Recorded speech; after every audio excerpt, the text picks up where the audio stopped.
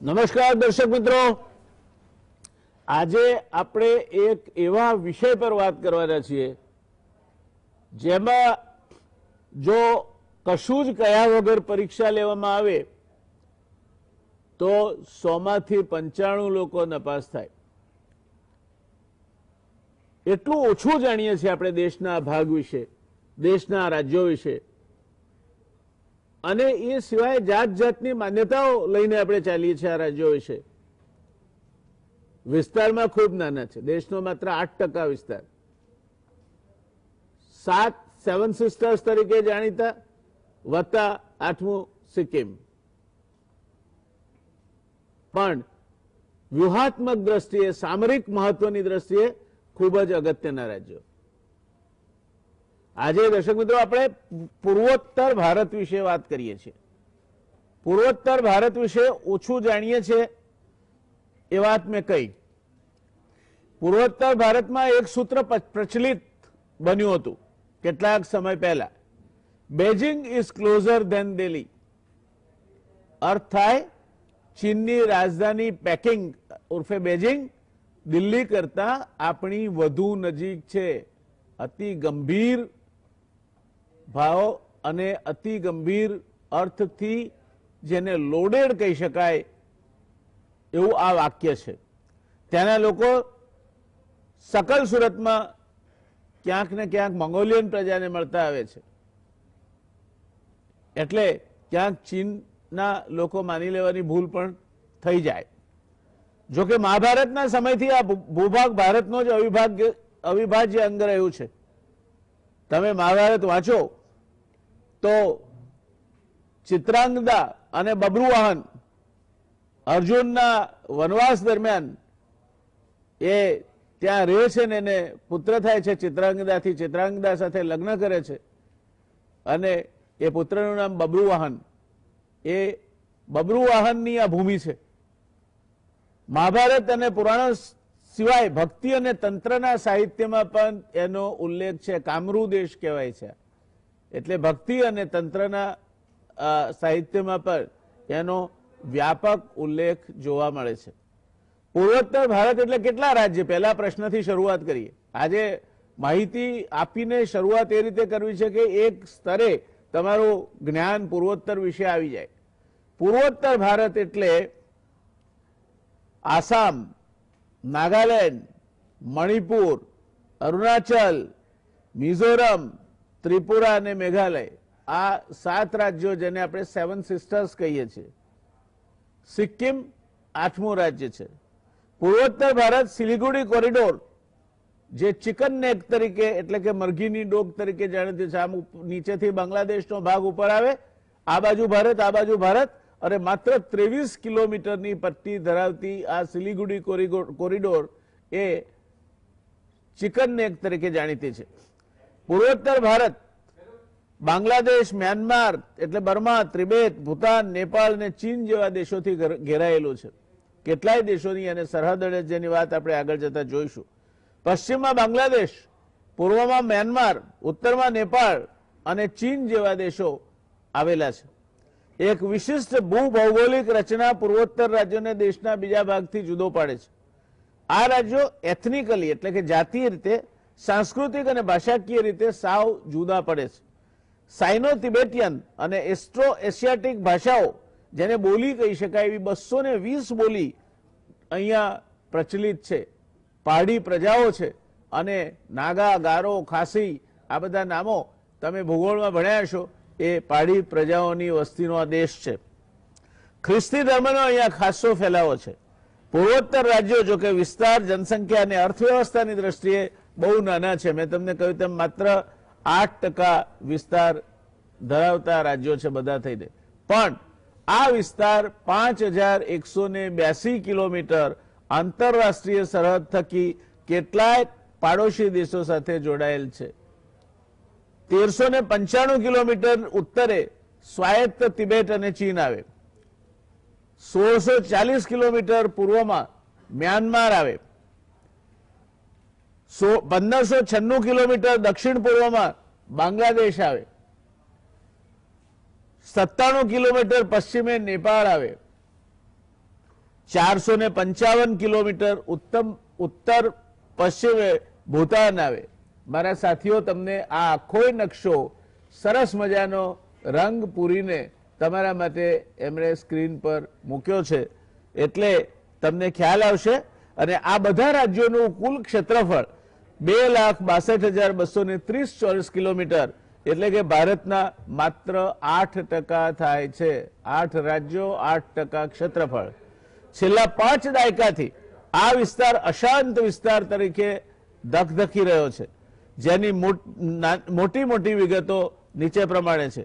1997 થી 11,000 ગેરીલા આસામ, નાગાલેન્ડ, મણિપુર અને મેઘાલયના 63 ડેઝિગ્નેટેડ કેમ્પમાં સ્થાપિત છે. આસામમાં સીઝફાયર ચાલે છે, 6 ડેઝિગ્નેટેડ કેમ્પ છે અને 5,000 જેટલા બળવાખોર ત્યાં ઉપસ્થિત છે. નાગાલેન્ડ ગેરીલા જૂથો અત્યારે સીઝફાયર હેઠળ છે. મણિપુર ગેરીલા જૂથો અત્યારે સીઝફાયર હેઠળ છે. સીઝફાયર એટલે યુદ્ધ વિરામ. મેઘાલય 6 મિલિટન્ટ કેમ્પમાં 156 ગ્રુપ છે. આના પરિણામે અહીંયા વારંવાર અથડામણો થાય છે અને સશસ્ત્ર અથડામણોને કારણે ઊભી થતી જાનહાનિનો સંખ્યા પણ નાની નથી. આ બધું જો ભેગું મૂકીએ આપણે તો અહીંની પરિસ્થિતિ ગુજરાતીમાં જેને આપણે કહીએ ઉકળતા ચરુ જેવી છે.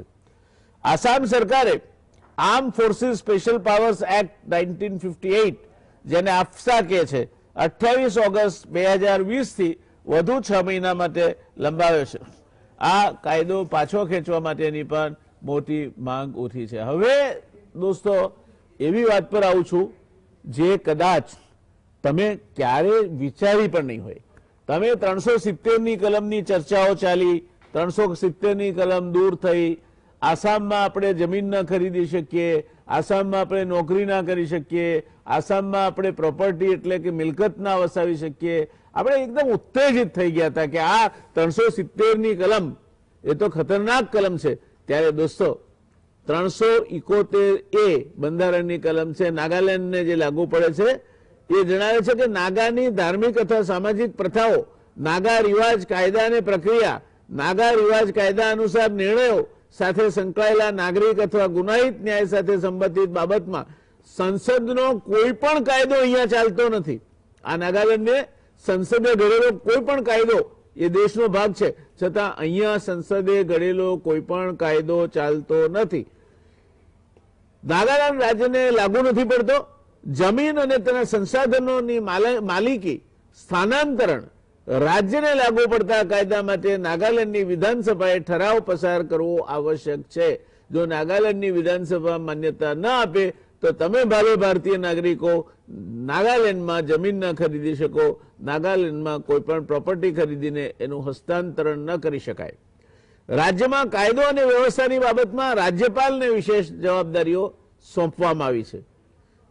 કલમ 371B આસામને લાગે છે. 371B હેઠળની વિશેષ જોગવાઈ મુજબ રાષ્ટ્રપતિ આસામના આદિજાતિ વિસ્તારોમાંથી ચૂંટાયેલા સભ્યોની બનેલી રાજ્યની વિધાનસભાની સમિતિના બંધારણ અને કાર્યોની જોગવાઈ કરી શકે છે. 371C મણિપુરને લાગે છે. મણિપુરના કિસ્સામાં આર્ટિકલ 371C હેઠળની વિશેષ જોગવાઈ આસામ માટે 371B જેવી જ છે. અહીં પણ રાષ્ટ્રપતિ રાજ્યની વિધાનસભાની સમિતિના બંધારણ અને કાર્યોની જોગવાઈ કરી શકે છે, પરંતુ મણિપુરના પર્વતીય વિસ્તારોમાંથી ચૂંટાયેલા સભ્યોનો સમાવેશ કરે છે. રાજ્યપાલે પહાડી વિસ્તારોના વહીવટ અંગે પણ રાષ્ટ્રપતિને વાર્ષિક અહેવાલ રજૂ કરવો પડે છે. ત્યાર પછી સિક્કિમ 371F, આર્ટિકલ 371F ની રચના 1975માં બંધારણમાં કરવામાં આવી હતી. તેમાં જણાવાયું છે કે વિધાનસભામાં ઓછામાં ઓછા 30 સભ્યોનો સમાવેશ થવો જોઈએ. સિક્કિમ રાજ્યમાં વસ્તીના જુદા જુદા વર્ગના અધિકારો અને હિતોની સુરક્ષા માટે વિધાનસભાની આ બેઠકો આ વિવિધ ભાગના લોકોને આપવામાં આવે છે.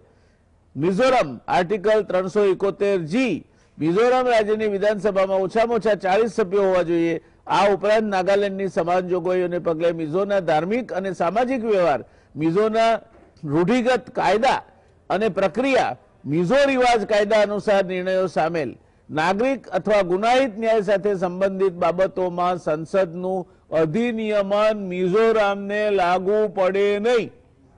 જમીન અને તેના સંસાધનોની માલિકી અને સ્થાનાંતરણમાં પણ આ જ કાયદો લાગુ પડે છે. અરુણાચલ પ્રદેશ સંવિધાનની કલમ 371H, મિઝોરમ રાજ્ય વિધાનસભામાં 30 કરતા ઓછા સભ્યો ન હોવા જોઈએ. રાજ્યમાં કાયદો અને વ્યવસ્થા સંબંધે રાજ્યપાલની વિવિધ જવાબદારી રહેશે. આ ઉપરાંત દોસ્તો, કેન્દ્રીય ગૃહ મંત્રાલયે પૂર્વોત્તર રાજ્ય નાગાલેન્ડને એક અશાંત વિસ્તાર તરીકે ઘોષણા કરીને આ સંદર્ભે 25 ડિસેમ્બરે એક જાહેરનામું બહાર પાડ્યું છે. આ સૂચના હેઠળ મંત્રાલયે સશસ્ત્ર દળ વિશેષાધિકાર અધિનિયમ આપસા હેઠળ આવતા 6 મહિનાના સમય માટે રાજ્યને અશાંત વિસ્તાર તરીકે જાહેર કર્યો છે. મંત્રાલયે કહ્યું છે કે રાજ્યની સરહદમાં આવતો વિસ્તાર હાલ અશાંત અને ખતરનાક સ્થિતિમાં છે. આને લીધે અહીં સ્થાનિક સરકારને મદદ કરવા સશસ્ત્ર દળોનો ઉપયોગ જરૂરી છે. એટલે અમદાવાદમાં પરિસ્થિતિ વકરી હોય, ગુજરાતમાં પરિસ્થિતિ વકરી હોય, સ્થાનિક સરકાર એને કાબૂમાં ન રાખી શકે અને લશ્કર બોલાવવું પડે, એ સ્થિતિની વાત થઈ. ગૃહ મંત્રાલય દ્વારા જાહેર કરાયેલ નોટિફિકેશનમાં લખ્યું છે કે કેન્દ્ર સરકારનો અભિપ્રાય છે કે સમગ્ર નાગાલેન્ડ રાજ્યની સરહદની અંદરનો વિસ્તાર એવી અશાંત અને ખતરનાક સ્થિતિમાં છે. ત્યાં સ્થાનિક વહીવટને મદદ કરવા સશસ્ત્ર દળોનો ઉપયોગ કરવો જરૂરી છે. જાહેરનામામાં વધુમાં કહેવામાં આવ્યું છે કે હવે સશસ્ત્ર દળો વિશેષ અધિકાર અધિનિયમ 1958ની કલમ 3 દ્વારા આપવામાં આવેલી સત્તાઓનો ઉપયોગ કરીને કેન્દ્ર સરકાર નાગાલેન્ડ રાજ્યને 30 ડિસેમ્બરથી 6 મહિના સુધીના સમયગાળા માટે અશાંત વિસ્તાર જાહેર કરે છે. 6 મહિના પહેલા પણ નાગાલેન્ડને અશાંત ક્ષેત્ર જાહેર કરાયું હતું. અશાંત ક્ષેત્રની ઘોષણાનો અર્થ શું છે દર્શક મિત્રો? તો કોઈ પણ ક્ષેત્રને અશાંત ઘોષિત કરવામાં આવતા તે રાજ્યમાં શાંતિ જાળવી રાખવાની જવાબદારી સશસ્ત્ર દળોની બની જાય છે. આપણે કહીએ ને અમદાવાદ લશ્કરને સોંપી દીધું, એ લશ્કરને સોંપાઈ ગયું આખું રાજ્ય, એવો અર્થ એનો થાય. તેઓને આપસા અંતર્ગત અશાંત ક્ષેત્રોમાં વિશેષાધિકાર મળે છે. કલમ 371A નાગાલેન્ડ નાગા જનજાતિના લોકો માટે 1963માં બનાવવામાં આવેલું રાજ્ય છે. શરૂઆતથી જ હલચલમાં રહ્યું છે. તેની રચના સાથે તેને ભારતના બંધારણમાં વિશેષ દરજ્જા તરીકે કલમ 371A ની જોગવાઈ મળી છે. જેમ કાશ્મીરમાં 370 હતી, અહીંયા 371A ની જોગવાઈ મળી. આ કલમ નાગા આદિજાતિના લોકોની રક્ષા અને તેમના હિતોના રક્ષણ માટે બનાવવામાં આવી હતી. ભારતીય બંધારણ મુજબ દેશના કેટલાક રાજ્યોને મર્યાદિત સ્વાયત્તતા આપવામાં આવી છે. નાગાલેન્ડ તેમાંથી એક છે. જેનો અર્થ એ થયો કે મર્યાદિત સ્વાયત્તતા જેમ કાશ્મીરમાં હતી તે રીતે આ રાજ્યોમાં પણ છે, જે ભાગ્યે જ આપણે કોઈ જાણીએ છીએ. આ રાજ્યની મૂળ નાગા આદિજાતિના હક્કો અને હિતોને સુરક્ષિત કરવા માટે તેમને બંધારણની સંવિધાનની કલમ 371A ના સ્વરૂપમાં સ્વાયત્તતા આપવામાં આવી છે. તેના કેટલાક મુખ્ય મુદ્દાઓ નીચે મુજબ છે. એ ધાર્મિક અને સામાજિક પ્રવૃત્તિઓ. બે, નાગા સંપ્રદાયના કાયદા, ત્યાં એના સંપ્રદાયના જે કાયદા છે તે જ લાગુ પડે, સંસદનો કોઈ કાયદો એમને લાગુ ના પડે. ધાર્મિક અને સામાજિક પ્રવૃત્તિઓ માટે પણ એમના જ ત્યાંના કાયદા લાગુ પડે, સંસદે કરેલો કોઈ કાયદો લાગુ ના પડે. નાગા કાયદાના આધારે સિવિલ અને ફોજદારી કેસોમાં ન્યાય, કોર્ટોમાં કેસ ચાલે તે નાગા કાયદાના આધારે ચાલે અને એ સિવિલ અને ફોજદારી બંને કેસોમાં ન્યાય આપવા માટે ઉપયોગમાં લેવાય. જમીનની માલિકી અને વેચાણ રાજ્યમાં, આ ધ્યાનથી સાંભળજો દોસ્તો, રાજ્યમાં કાયદો અને વ્યવસ્થા જાળવવા રાજ્યપાલને વિશેષ સત્તા છે, જે અંતર્ગત તેમની પાસે નાગા પહાડો અને ત્યુત્સાંગ ક્ષેત્રની જવાબદારી છે. આ સત્તાઓ રાષ્ટ્રપતિના હુકમથી છીનવી શકાય છે. રાજ્યપાલની જવાબદારી છે ભારત સરકાર કોઈ ચોક્કસ કામ માટે આવતા નાણાંનો ઉપયોગ તે જ કામ માટે થવો જોઈએ, અન્ય કોઈ કામ માટે નહીં. અને જમીન અને ની માલિકી અને વેચાણ નિયંત્રિત છે. ત્યુસાંગ જિલ્લા માટે 35 સભ્યોની પ્રાદેશિક કાઉન્સિલની રચના કરવી અને આ કાઉન્સિલને લગતા તમામ નિર્ણયોને કાયદાઓ બનાવવાની જવાબદારી રાજ્યપાલની રહે. તમારા દેશના કાયદા સંસદે બનાવેલા નહીં ચાલે, આ કાઉન્સિલને લગતા કાયદા છે એ અલગ રહે. એટલે એકંદરે આ કલમને કારણે ભારતનો ભાગ હોવા છતાં નાગાલેન્ડમાં સામાજિક અને કાયદો વ્યવસ્થા તેની પોતાની છે. ફરી વાંચું, એકંદરે 371A કલમને કારણે નાગાલેન્ડ ભારતનો ભાગ હોવા છતાં નાગાલેન્ડમાં સામાજિક અને કાયદો વ્યવસ્થા એની પોતાની છે. જ્યારે 1963માં નાગાલેન્ડ રાજ્યની રચના કરવામાં આવી હતી ત્યારે તેને એક અલગ અને સલામત રાજ્યનો દરજ્જો આપવામાં આવ્યો હતો. આ દરજ્જો ફક્ત કલમ 371A દ્વારા આપવામાં આવ્યો હતો.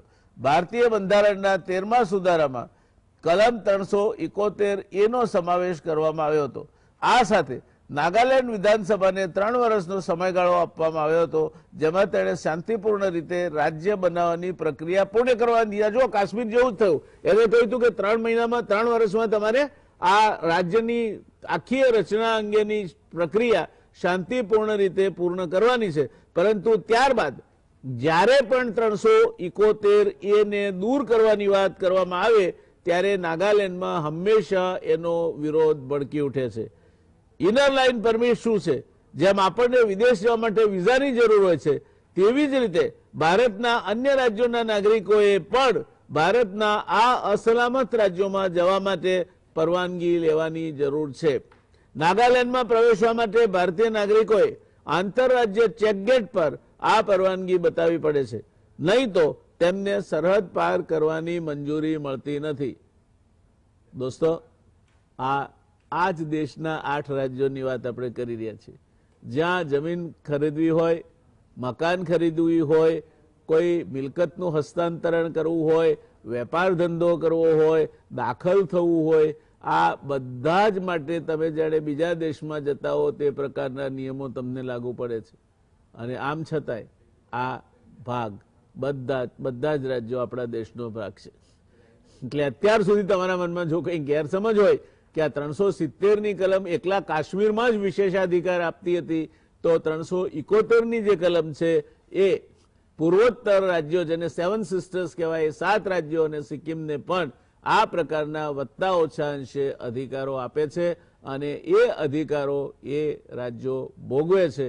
એટલે તમારે જો જવાનું થાય ત્યાં તો તમને પણ આ ઇનર લાઇન પરમિટની પ્રથા ખબર હોવી જોઈએ.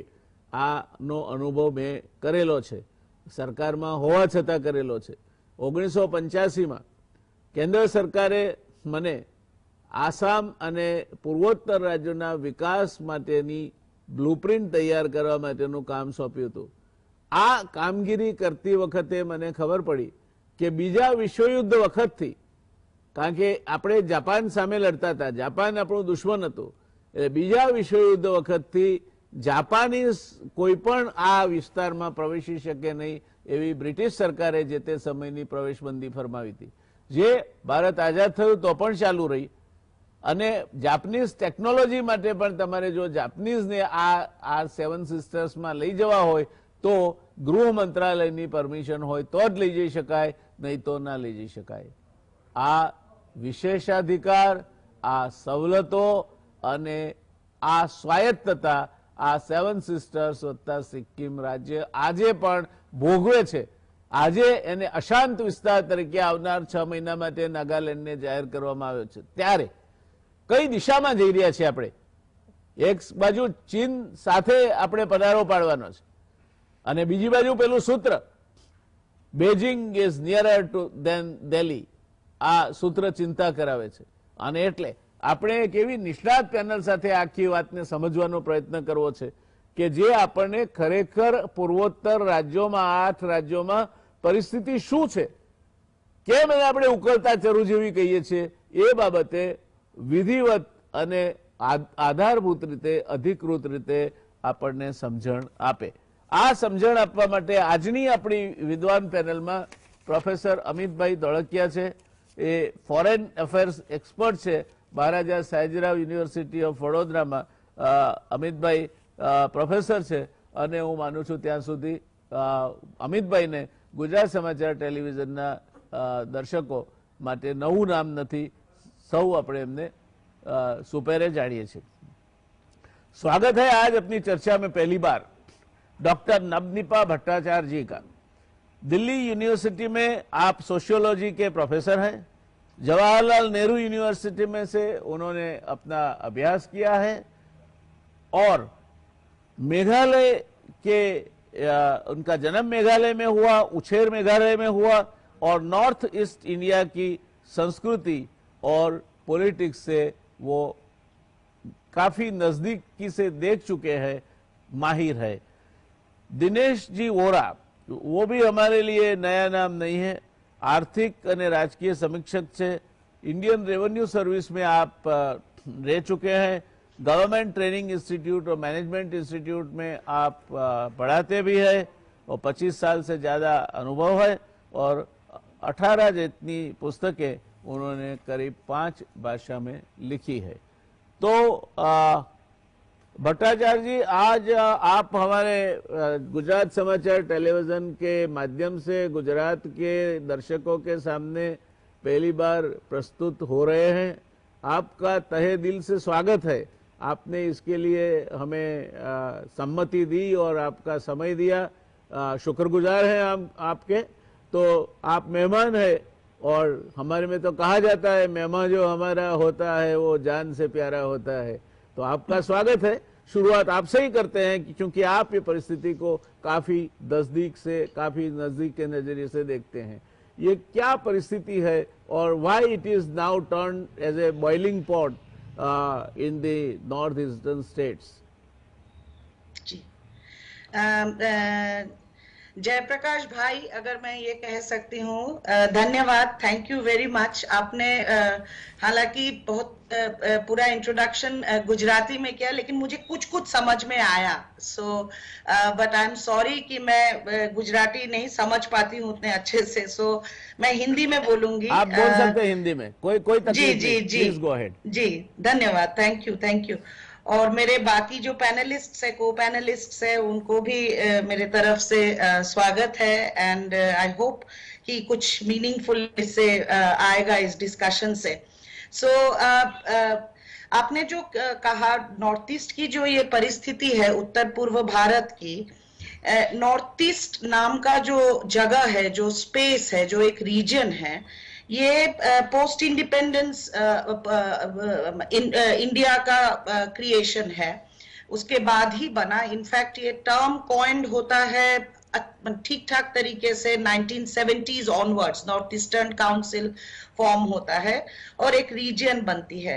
तो नॉर्थ ईस्टर्न रीजन के पॉलिटिक्स को समझने के लिए कॉलोनियल पीरियड तो इम्पोर्टेंट है ही, लेकिन पोस्ट कॉलोनियल इंडिया और पार्टीशन बहुत इम्पोर्टेंट है। पार्टीशन से ही नॉर्थ ईस्ट की पॉलिटिक्स कंप्लीटली बदल जाती है। आपने जैसे कहा कि इंडिया के साथ, मेनलैंड इंडिया के साथ केवल बहुत ही कम छोटा सा बाउंड्री है, चिकन नेक जिसे कहते हैं, और बाकी सारा इंटरनेशनल बाउंड्री है।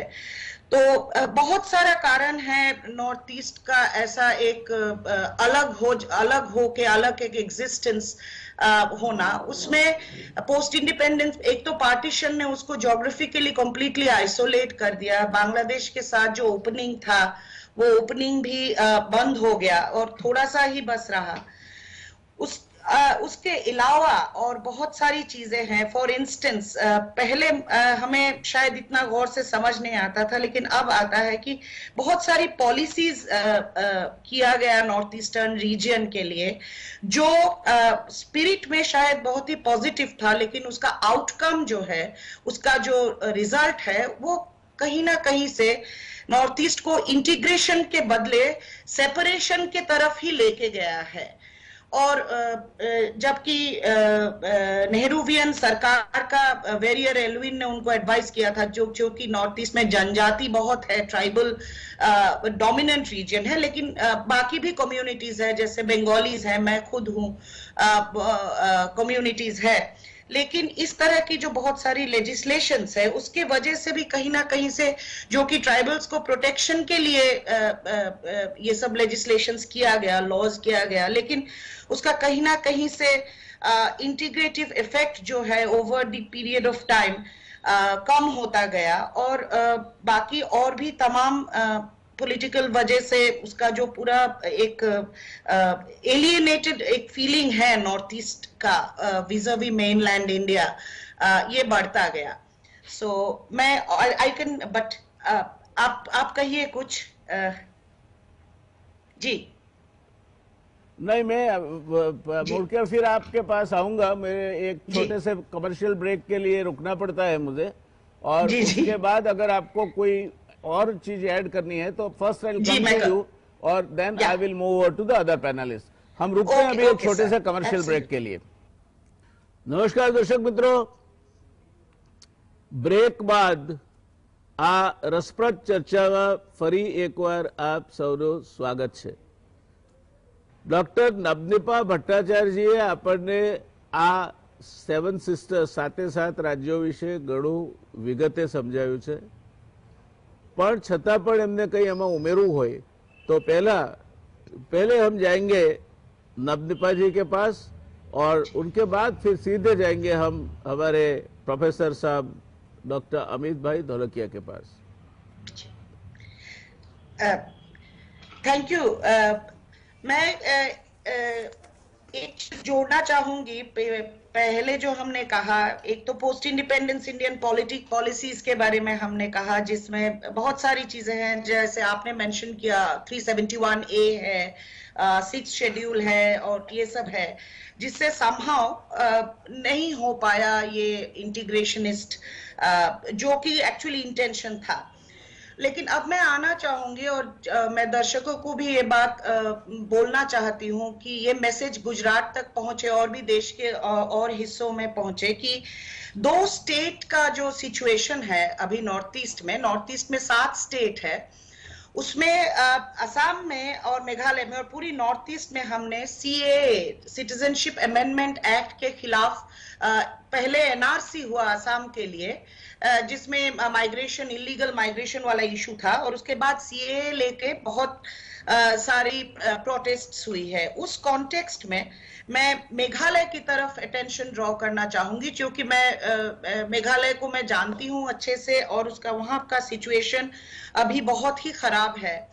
और ये कोई नई बात नहीं है। ये समझने के लिए हमें नॉर्थ ईस्ट में जितने मूवमेंट्स हुए हैं, जो कि बहुत इंटरेस्टिंगली स्टूडेंट्स ने लीड किया है, सो कॉल्ड स्टूडेंट्स ने लीड किया है, जो एक्चुअली असम मूवमेंट से शुरू होती है। असम मूवमेंट के बारे में हमें वायलेंट मूवमेंट था, it was an ethnic movement identity के लिए, और फिर ये स्प्रेड होता गया। मेघालय का सिचुएशन ये ऐसा है कि ये सारे ट्राइबल स्टेट्स, हिल स्टेट्स जिसे कहते हैं, असम से कार्व आउट किया गया था, लेकिन यहाँ पे अभी एंटी आउटसाइडर मूवमेंट चल रहा है, जो कि 1979 से चल रहा है मेघालय में।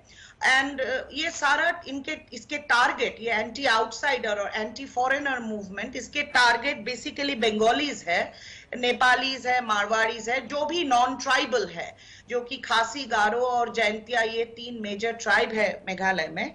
और सिचुएशन 1979 से चल ही रहा है। 2 इंक्वायरी कमीशन गवर्नमेंट ने अपॉइंट किया था, एक बीएन शर्मा कमीशन और एक जस्टिस मनीषाना कमीशन, लेकिन कोई कभी कोई कन्विक्शन नहीं हुआ। अरेस्ट हुआ, मिसक्रिएंट्स बोल के छोड़ दिया गया, और मास एक्सोडस हुआ है of the Bengalis and other communities from that state. And what is interesting is that इस स्टेट के जो लोग हैं, जो नॉन ट्राइबल पॉपुलेशन है, वहां वो सालों से वहां बसे हुए हैं, और सबको एक इलीगल बांग्लादेशी की बोगी में, कैटेगरी में डाल के सबको वहां से निकाला गया, और परसिस्टेंट परसिक्यूशन है ओवर द लास्ट 25-30 इयर्स, और इसकी वॉइस कहीं नहीं पहुंचती है। ये साइलेंट एक्सोडस हुआ है नॉन ट्राइबल्स का। ये सारे स्टेट्स में, और अब आईएलपी की डिमांड हो रही है, इनर लाइन परमिट की,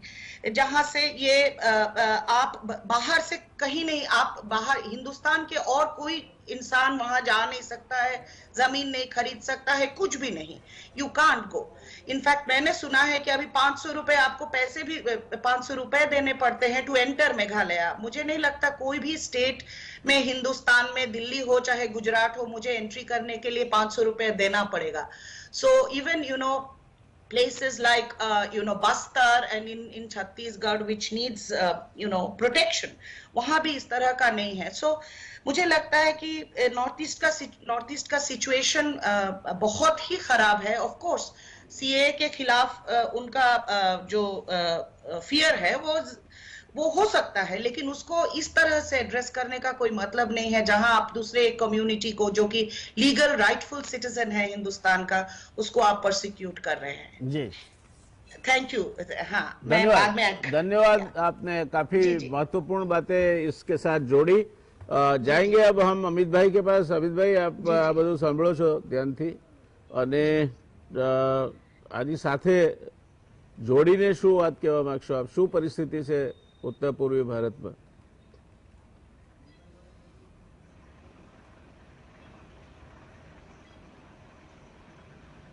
અવસરે છે.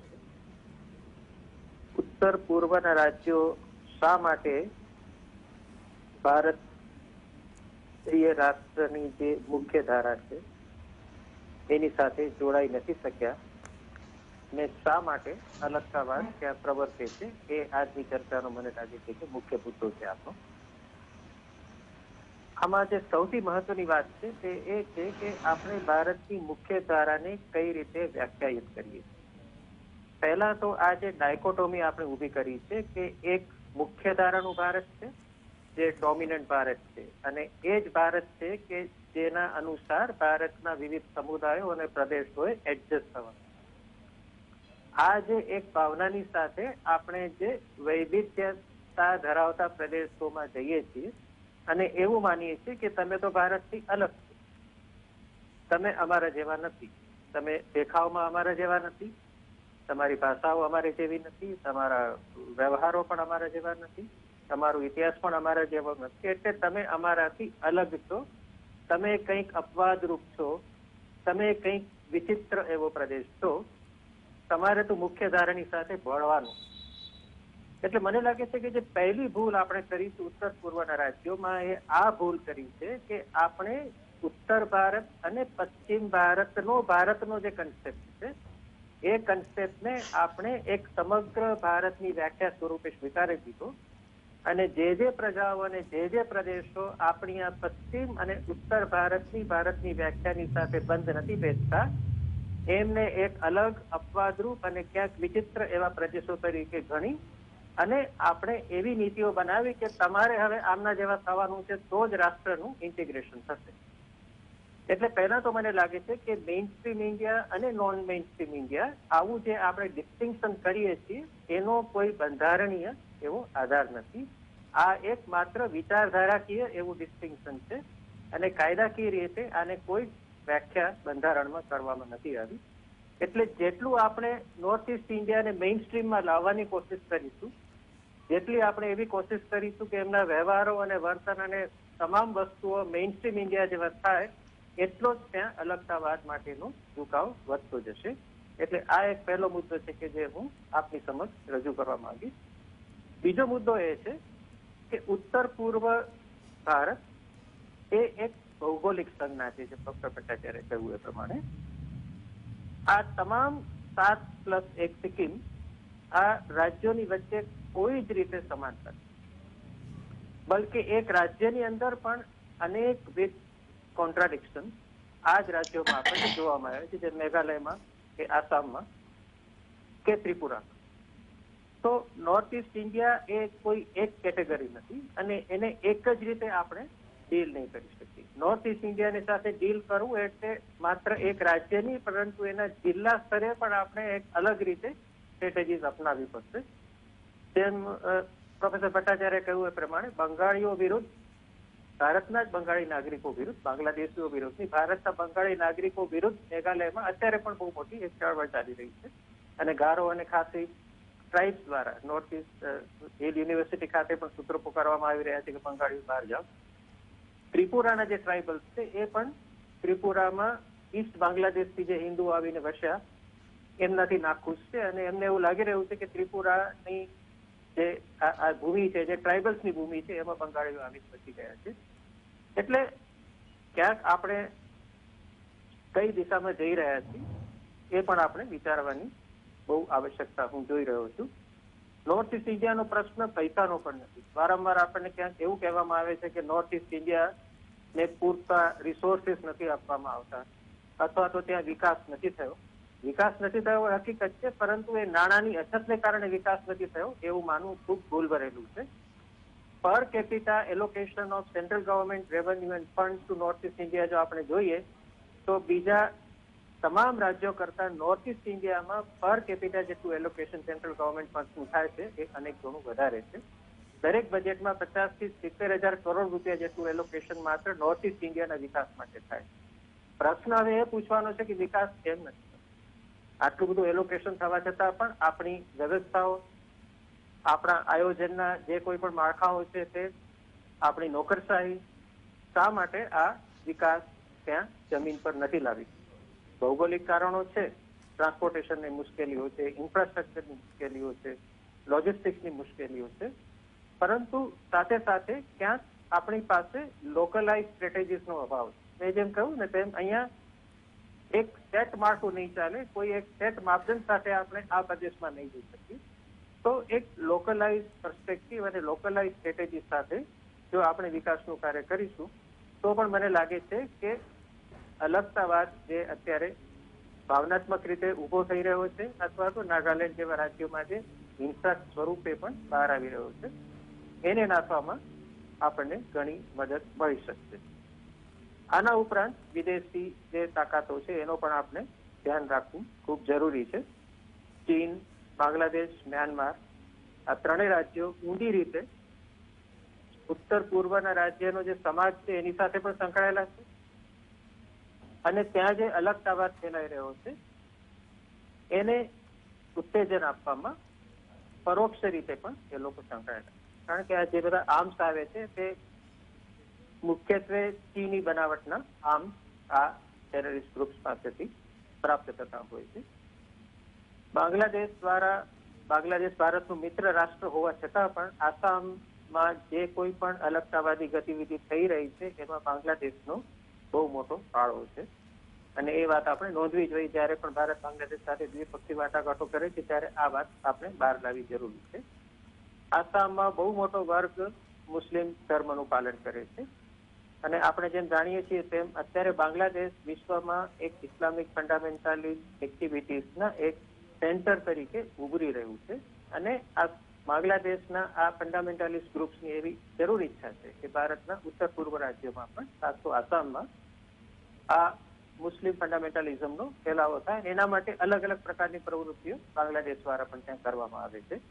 નાગાલેન્ડનો આખો જ પ્રશ્ન છે તે મ્યાનમારની સાથે જોડાયેલો છે. આપણે સૌ જાણીએ છીએ તેમ નેશનલ સોશિયાલિસ્ટ કાઉન્સિલ ઓફ નાગાલેન્ડના તમામ ઓપરેટિવ મ્યાનમારમાં રહી અને ભારતની વિરુદ્ધ કામ કરી રહ્યા છે. એટલે ઉત્તર પૂર્વ રાજ્યોના સુવ્યવસ્થિત સંચાલનને માટે મને લાગે છે કે વિદેશ નીતિનો પણ એક બહુ મોટો રોલ છે અને મ્યાનમાર, બાંગ્લાદેશ અને ચાઇના આ ત્રણેયની સાથે જો આપણે એક વ્યવસ્થિત વિદેશ નીતિનું માળખું ઉત્તર પૂર્વના રાજ્યોના સંદર્ભમાં જો ઊભું કરી શકીશું તો આગળ જતા આ રાજ્યોના સંચાલનને માટે આપણને સારી એવી એક મદદ મળી શકશે. એટલે આર્થિક જે અભિગમ છે એમાં ક્યાંક સુધારો કરવાની આવશ્યકતા છે. મેઇન સ્ટ્રીમ અને નોન મેઇન સ્ટ્રીમ ઇન્ડિયાનું જે આપણે એક ખૂબ જ સરળ એવું એક જે વિઘટન અથવા તો એક જે ડિવિઝન બનાવી દીધું છે એ ડિવિઝનને હવે આપણે વધારે સૂક્ષ્મ રીતે જોવાની જરૂરત છે. અને ત્રીજી વાત, આપણા જે એડમિનિસ્ટ્રેટિવ માળખાઓ છે તે ત્યાંની જાતીય વ્યવસ્થાઓને ધ્યાનમાં રાખીને આપણે એમાં કોઈક લોકલાઇઝ એવા એપ્રોચીસની જરૂર છે જેથી કરીને આટલા જે પુષ્કળ નાણાંની ફાળવણી કરવામાં આવે છે, ભારતીય ટેક્સપેયરના નાણાંની જે ફાળવણી કરવામાં આવે છે એ ફાળવણીનું યોગ્ય એવું ફળ આપણને પ્રાપ્ત થાય. જય નારાયણભાઈ. જી અમિતભાઈ, બહુ સ્પષ્ટ રીતે આપે વાત કહી કે ત્યાં વિવિધ પ્રકારના જેને એરિયા ઓફ વેક્ટર્સ કહેવાય એ પરિબળો અત્યારે કાર્યરત છે. ક્યાંક બાંગ્લાદેશના ફંડામેન્ટલિઝમ, ઇસ્લામિક રિલેટેડ પરિબળો છે, ક્યાંક મ્યાનમારમાં જે કનેક્શન છે તે છે અને ઇન્સર્જન્સીને પોષવા માટે હથિયારોથી માંડીને બીજી સહાય એ બહુ હસી ખુશીથી ચીન આપે તે પણ બહુ સ્પષ્ટ વાત છે. મૂળ વાત દર્શક મિત્રો એ છે કે ત્યાંના સ્થાનિક સ્તરે આ જે આ બધા જે ઓપરેટિવ ફોર્સીસ અથવા તો જુદા જુદા તેને ડોમેઇન કહેવાય એ ડોમેઇનમાં રહીને આપણી વાત કરી શકે ને એ રીતે એ આખા ડોમેઇનને પ્રભાવિત કરી શકે તે પ્રકારની વ્યવસ્થા અત્યારે પ્રવર્તતી નથી. આપણે ધારીએ છીએ તેના કરતાં આ વ્યવસ્થા ઘણી જુદી છે. આ એક રાજ્યનો અથવા તો એક વિસ્તારની વાત નથી, પણ એનાથી પણ નીચેના સ્તરે જઈને એ વ્યવસ્થાઓનો ભાગ બનીને એમને સમજાવવાની વાત છે. બજેટનો પ્રશ્ન નથી. માથાદીઠ બજેટ અત્યારે પણ સારું અપાય છે ને કદાચ જો શાંતિ રહેતી હોય તો એનાથી વધારે સારું પણ બજેટ આપી શકાય, વિકાસના કામો પણ કરાવી શકાય. પણ પ્રશ્નો જુદા છે. પ્રશ્નોને માત્ર બજેટ સાથે કે આપસા સાથે જોડીને જો આપણે સમજવાનો પ્રયત્ન કરીશું તો આપણે મોટી ભૂલ કરીશું. સાથે સાથે ત્યાંની સ્થાનિક પરિબળોને સમજ્યા વગર જો આપણે ચીનના ચશ્મા કે બાંગ્લાદેશના ચશ્મા કે મ્યાનમારના ચશ્માથી એને જોવાનો પ્રયત્ન કરીશું તો પણ આપણે મોટી ભૂલ કરીશું એવું પ્રોફેસર અમિતભાઈ કહે છે. आप दिनेश भाई आपके पास आते हैं, आप भी ये मुद्दों के काफी अच्छे आपने अच्छा अभ्यास किया है और माहिर है आप ये सब बातों पे, तो आपकी क्या राय? आपने दोनों प्रबुद्ध वक्ताओं को सुना, पैनलिस्ट को सुना, आप क्या कहना चाहते हैं इसमें? क्या ऐड करना चाहते हैं? क्या और कहीं आपकी कोई अगर कोई दर्शी बिंदु अलग है तो क्या अलग है?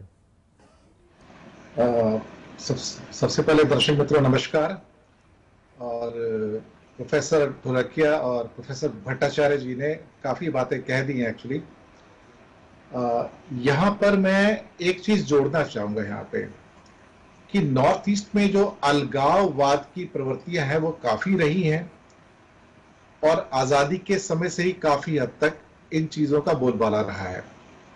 कहीं ना कहीं से नेग्लेक्टेड रही हैं कई दशकों से. पिछले कुछ दशकों में एक टैक्समैन होने के नाते मैंने एक चीज नोट की थी कि भारत सरकार ने कुछ स्कीम्स वहां पर लागू की थी जो इंडस्ट्री को वहां पर ले जा सकती थी, जिसके द्वारा लोगों को रोजगार मिल सकते थे, वहां तरक्की हो सकती थी. उसके लिए उनको वहां पर टैक्स हॉलिडेज मिला करते थे. लेकिन कुछ सालों से जब से जीएसटी रेजीम आया तो वहां पर ये चीजें डाइल्यूट हुई. अब मैं यहाँ सामाजिक इश्यूज तो बहुत हैं इसमें, चाहे बोडो उल्फा का इशू हो, चाहे बांग्लादेश के इन्फिल्ट्रेटर्स का है, असम मिजोरम का बॉर्डर हो, नागालैंड का इशू हो, या आपके 371 के इश्यूज हैं, वो काफी हद तक डिस्कस किए जा चुके हैं. लेकिन कहीं ना कहीं ये एक आर्थिक इशू आता था. मेरे पास एक प्रोजेक्ट आया था कुछ साल पहले, मैं आपको उसके द्वारा बताना चाहूंगा कि हमारी गति कितनी धीमी है जिसकी वजह से वहां पर लोगों में निराशा बढ़ती है.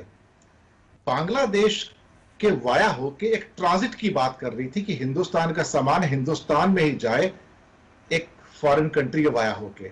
अब ये एक पहेली थी कि पहली बार आप देख सकते हैं कि भारत के एक हिस्से से सामान भारत के दूसरे हिस्से में जा रहा है, वाया फॉरेन कंट्री जा रहा है.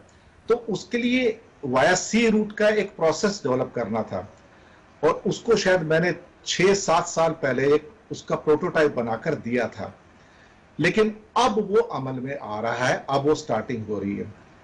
उसी में बात एक रोड रूट की थी जहां पे ट्रांजिट मिलना था सामान लाने जाने के लिए, वो अभी तक लागू नहीं हुआ है, वो शायद पता नहीं कब होगा. हमारी रफ्तार बहुत धीमी है. दूसरी बात जो सामाजिक इशू आता है कि हम अपने नॉर्थ ईस्ट के भाई बहनों को किस नजर से देखते हैं.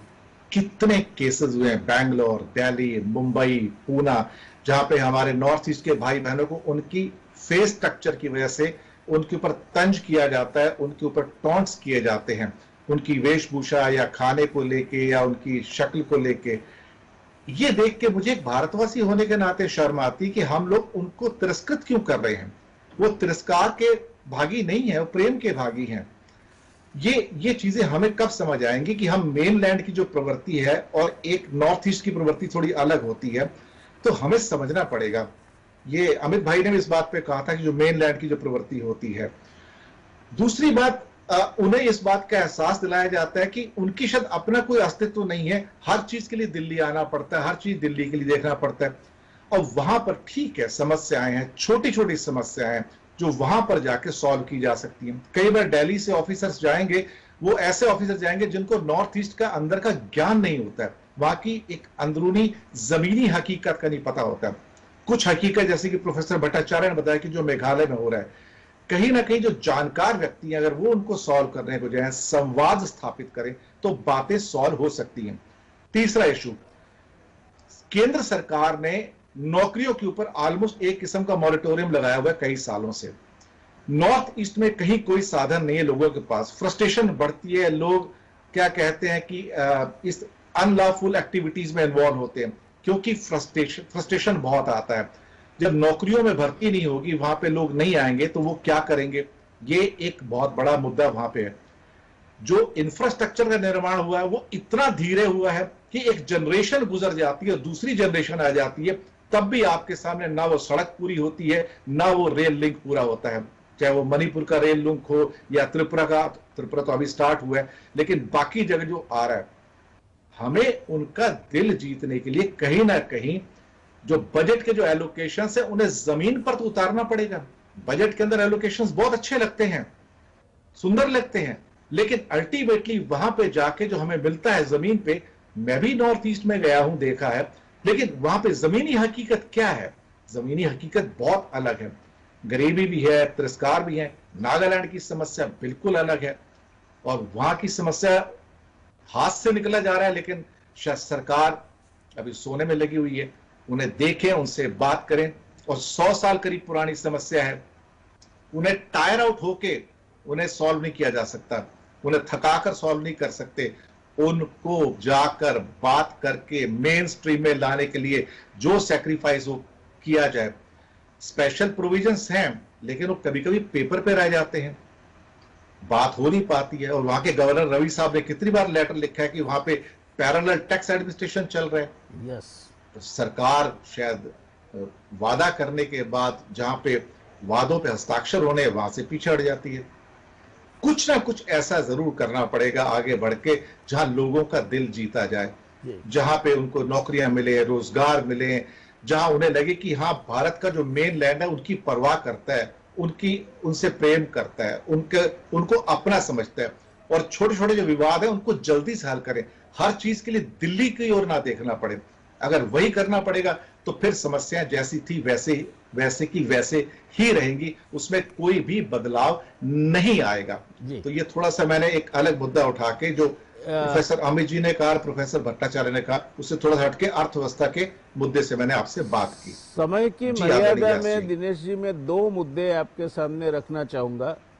एक तो मैंने खुद भी देखी है, कोई रसीद इश्यू की जाती है, received with thanks People's Government of Nagaland, amount so and so by way of tax. That means, you know, right under the nose of whatever is the government machinery, there is a parallel administration going on which is respected, cooperated upon and is effective for whatever are the reasons. और दूसरी बात मैं आपसे पूछना चाहूंगा कि जो चीन है, खास करके अरुणाचल प्रदेश के बारे में चीन का जो रवैया है, वो किस तरह से बदला जाए, क्या किया जाए उसके लिए? हिस्टोरिकली चाइना अरुणाचल प्रदेश को कहीं ना कहीं एक विवादित क्षेत्र का हिस्सा मानता रहा है, और वहां पर अपनी उसकी जो इलीगल गतिविधियां हैं, चाहे वो कुछ लोगों को हथियार देना हो या उनको किसी भी ढंग से उनको उकसाना हो भारत के मेनलैंड से, या फिर जैसे एक किस्सा हुआ था, दलाई लामा जी जब तवांग गए थे तो उस बात के ऊपर किरण रिजिजू उनको रिसीव करने के लिए वहां गए थे, तो उसका भी बहुत चाइना ने विरोध किया था। जब भी अरुणाचल प्रदेश में कुछ होता है, हमारे राजनेता जाते हैं, चाइना उसका तुरंत विरोध करता है। लेकिन कहीं ना कहीं भारत को ये निर्णय करना चाहिए कि अरुणाचल हमारा प्रदेश है, वहां की सुरक्षा करना, वहां की हर चीज हमारे हाथ में है। वहां के लोग भारत प्रेमी हैं, वहां के लोगों ने बार बार दिखाया कि वो भारत से प्रेम करते हैं, हिंदी भी बोलते हैं वहां पर, बाकी भाषाओं के लोग भी हैं, लेकिन वहां पर इंफ्रास्ट्रक्चर बिल्कुल नहीं है। चाइना अपने उसके आसपास सारा इंफ्रास्ट्रक्चर बना रहा है, रोड्स बना रहा है, एयर स्ट्रिप्स बना रहा है, साथ में इंसर्जेंसी को बढ़ाने देने की सब कुछ कर रहा है। हमें उसको काउंटर करने के लिए स्ट्रॉन्ग मेजर्स की जरूरत है। हमें वहां पर एक रोड नेटवर्क, रेल नेटवर्क को बहुत तेज गति से लाने की जरूरत है। अदरवाइज वो इतने इनएक्सेसिबल प्लेसेस हैं, वहां पे कभी कुछ हो जाए तो पहुंचना भी मुश्किल हो जाता है, हालात इस कदर खराब है। चाइना को काउंटर करना आसान नहीं है, उसका मार्केटिंग बहुत स्ट्रांग है, और जो करता है सब डिसेप्टिव तरीके से करता है, वो बहुत गुप्त है। शायद कभी कभी लगता है कि वो संसू का जो आर्ट ऑफ वॉर है उसको बिल्कुल सही रूप से वो लागू करता है, और हम शायद कई बार आर्ट ऑफ वॉर पढ़ाने के बावजूद भी उसको समझ नहीं पाते हैं कि काउंटर कैसे करना है। लेकिन चाइना को चाइना की तलवार से ही काटा जा सकता जी। है। उसको अगर वो डिसेप्टिव है तो डिसेप्टिव होकर ही काटा जा सकता जी। है। ये मेरा मानना है, जो मेरा अपना अनुभव रहा है इंटेलिजेंस एजेंसीज में भी काम करने का। जी, समय की मर्यादा देखते हुए आप तीनों से एक सेंटेंस जो वहां प्रचलित हुआ था, that Beijing is nearer to Delhi, ये किस सेंटिमेंट का प्रतिघोष करता है और क्या करना चाहिए? ये खास करके चाइना की जो बढ़ती हुई इन्फ्लुएंस है उसमें से बाहर निकलने के लिए क्या करना चाहिए? कृपया 1 मिनट में, मैं जानता हूं ये पूरा विषय है पूरा एक डिबेट का, 1 मिनट में नहीं संक्षिप्त हो सकता, फिर भी एक लोभ नहीं छोड़ सकता मैं कि कहीं ना कहीं आपसे कोई हिंट मिल जाए, इसीलिए 1 मिनट में कृपया बताएं अगर आपकी कोई राय है इसके ऊपर। तो भट्टाचार्य जी आपसे शुरू करेंगे। मेरा बस यही कहना है कि नंबर 1, जितने भी लेजिस्लेशंस बने हैं नॉर्थ ईस्ट के कॉन्टेक्स्ट में, क्योंकि वो स्ट्रेटेजिकली भी बहुत इंपॉर्टेंट रीजन है, उसको ये प्रेजेंट सरकार को रिविजिट करना चाहिए बहुत सीरियसली। ये डोमेस्टिक फ्रंट पे है, खास करके 6 शेड्यूल है।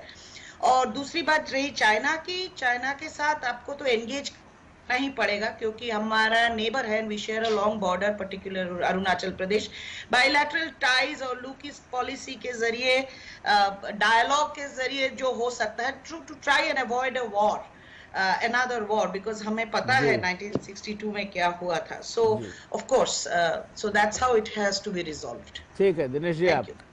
जी, मेरे हिसाब से दो चीजें, सामरिक शक्ति का बढ़ाना और दूसरा साथ में आपके जो इंटेलिजेंस नेटवर्क है उसको बहुत ज्यादा वहां पे मजबूत करने की जरूरत है ताकि चाइना को काउंटर किया जा सके। और नंबर 3 लास्ट पॉइंट, भारत को काउंटर करना अगर चाइना को है तो तिब्बत पॉलिसी के ऊपर एम्फेटिकली बाहर आना पड़ेगा और भारत को एक ना एक स्टेटमेंट देना पड़ेगा। जी, वही काउंटर करेगा। अमित जी आप क्या कहना चाहेंगे? બંને નિષ્ણાતોની સાથે સંમતિ કરતા હું એક વાત અહીંયા જોડવા માંગી. ભૂતાનને ભારતના મિત્ર તરીકે સાચવવું ભારતની સુરક્ષા માટે અતિ આવશ્યક છે અને ઉત્તર પૂર્વ રાજ્યોની સુરક્ષા માટે પણ અતિ આવશ્યક છે. ડોકલામમાં ચીન દ્વારા જે કરવામાં આવ્યું એ ક્યાંક ને ક્યાંક ઉત્તર પૂર્વ ભારતને ભારતથી અલગ કરવાની એક પ્રક્રિયાનો એ વ્યૂહરચનાનો ભાગ હતો. સિક્કિમ અને ત્યારબાદ સિલિગુડી કોરિડોર અને ચિકન નેક સુધી જો ચીન પહોંચી જાય તો આપણે સમજી શકીએ છીએ કે ઉત્તર પૂર્વ ભારતના રાજ્યોની હાલત શું થાય. અને આ એક ખૂબ જ એવો શોર્ટ જીઓગ્રાફિક એરિયા છે કે ત્યાં કોઈ મોટી લડાઈનો જો સિચ્યુએશન ઊભી થાય તો ભારતને માટે બહુ ખતરો ઊભો થઈ જાય. એટલે ભારતને માટે ભૂતાનમાં પોતાનું જે કંઈ પણ મહત્વ છે તે જાળવી રાખવું ખૂબ જરૂરી છે. અને અરુણાચલની જે વાત કરી આપણે દિનેશભાઈ એની સાથે પણ સંપૂર્ણપણે સંમતિ દર્શાવું. जी, एक छोटी सी बात वापस आपसे क्रम को रिवर्स करते हुए, क्या आप मानते हैं कि पूर्व उत्तर भारत में परिस्थिति हाथ के बाहर जा रही है या जा चुकी है? आप मुझसे पूछे हैं? हाँ जी। हाँ, नहीं, परिस्थिति बिल्कुल जा रही है, बिल्कुल। हमारे पास समय नहीं है, फिर कभी डिस्कस तो इसी पे डिस्कशन हो सकता है। मैं एक बात और बोलना चाहती हूँ, Nepal is also a very important player. So Nepal को भी we have to figure in, अगर हमें नॉर्थ ईस्ट और चाइना के साथ विज़-अ-विज़ चाइना जो भी करना है, you know, in terms of national security. और नॉर्थ ईस्ट का हालत बहुत ही खराब है, बहुत ही खराब है। इंटरनली लोग, जिन लोग वर्क करते हैं उनको पता है। So I request the government, state as well as central government, to please immediately, I hope कि लेट ना हो जाए, बहुत लेट ना हो जाए। दिनेश जी आप संक्षिप्त में बताएं प्लीज, क्या परिस्थिति हमारे हाथ से बाहर, पानी सर के ऊपर चढ़ गया है क्या? जो यहां तक पहुंच गया है, थोड़ा और जाएगा तो मुसीबत हो जाएगी। Act now without any delay, जो प्रोफेसर भट्टाचार्य ने भी कहा कि एक्ट नाउ, अभी नहीं किया तो बहुत देर हो जाएगी। जी, अमित जी। પરિસ્થિતિ જરૂર ગંભીર છે, પરંતુ હું એવું નહીં કહું કે કોઈ ખતરાની કંટ્રી અત્યારે ભાગી રહી છે અને એકદમ જ કટોકટીની સ્થિતિ ઊભી થઈ છે. છેલ્લા વર્ષોમાં, છેલ્લા 20-25 વર્ષથી ભારત સરકારે જે ધ્યાન કેન્દ્રિત કર્યું છે નોર્થ ઈસ્ટ ઇન્ડિયા ઉપર અને એક સેપરેટ મિનિસ્ટ્રી પણ ઊભી કરી છે, સાથે સાથે રાજકીય રીતે ભારતીય જનતા પાર્ટીનો પણ ત્યાં જે પ્રસાર થઈ રહ્યો છે એની સાથે સાથે અમુક વિચારધારાનો પણ ત્યાં જે પ્રસાર થઈ રહ્યો છે આ પણ આમાં એક મહત્વનું પરિબળ બની ગયું છે. ભારતીય જનતા પાર્ટીએ નોર્થ ઇસ્ટ ઇન્ડિયાને એક બહુ મહત્વના ક્ષેત્ર તરીકે સ્વીકાર્યું છે. હું પાર્ટીની વાત નથી કરતો, પરંતુ જે વાત કરી રહ્યો છું એ છે કે હવે રાષ્ટ્રીય પક્ષો અને સરકાર બંનેનું ધ્યાન આ પ્રદેશ પર ગયું છે અને પરિસ્થિતિ ગંભીર છે, પરંતુ કટોકટી આપણે કહી શકીએ એટલી ગંભીર છે. જી ધન્યવાદ. દર્શક મિત્રો, જેને આપણે પૂર્વોત્તર રાજ્યો કહીએ છીએ, જે 7 રાજ્યો મેં આપને ગણાવ્યા અને 8મું સિક્કિમ, પરિસ્થિતિ ત્યાં ખરેખર ચિંતાજનક અને ગંભીર પ્રકારની ચિંતા કરાવે તેવી છે એવું આ ત્રણેય નિષ્ણાતો સાથેની ચર્ચા પરથી આપણને તારણ મળે છે. આપણે આ બધું જાણતા નથી. આપણે અત્યાર સુધી 370 અને કાશ્મીર ઉપર જ આપણો જે બાયનોક્યુલર છે એને લગાવીને બેઠા હતા અને આપણે માનીએ છીએ કે હવે બધું પતી ગયું, હવે આ દેશમાં ક્યાંય કોઈ તકલીફ છે નહીં. વાત એક કાશ્મીર નહીં, 7 કાશ્મીર પૂર્વોત્તર ભારતમાં તમારી રાહ જોતા બેઠા છે. તે વાત બિલકુલ ગંભીરતાપૂર્વક તમારા સમજમાં આવવી જોઈએ. એ વસ્તુને તમારી સામે મૂકવા માટે આજની ચર્ચા ગોઠવી હતી. સદનસીબે ત્રણેય નિષ્ણાતોએ પોતપોતાના વિષયમાં ખૂબ સરસ રીતે આપને એ સમજણ આપી છે. વળી પાછા સમયાનુસાર તમારી સામે ઉપસ્થિત થતા રહીશું. ત્યાં સુધી આવતીકાલે જેનાથી આપણે હવે પાછા થરથરવા માંડ્યા છીએ તે બર્ડ ફ્લૂ વિશે વાત કરીશું અને એની ચર્ચા કરીશું. आप तीनों का तहे दिल से बहुत बहुत शुक्रिया, प्रोफेसर नवनीता जी, दिनेश जी और अमित जी.